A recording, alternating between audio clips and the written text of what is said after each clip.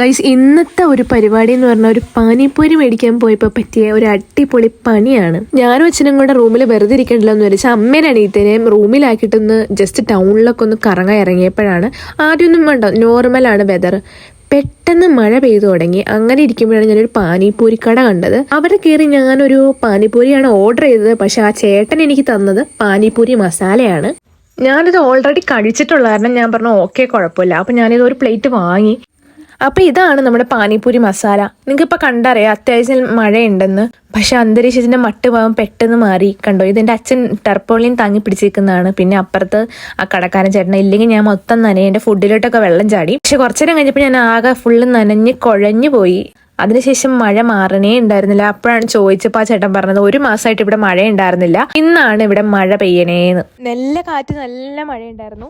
അപ്പോൾ ഇതൊക്കെയാണ് എനിക്ക് പാനിപ്പൂരി കഴിക്കാൻ പോയപ്പോൾ കിട്ടിയ 8ന്റെ പണി. അപ്പോൾ ഇന്നത്തെ വീഡിയോ ഇത്രേ ഉള്ളൂ.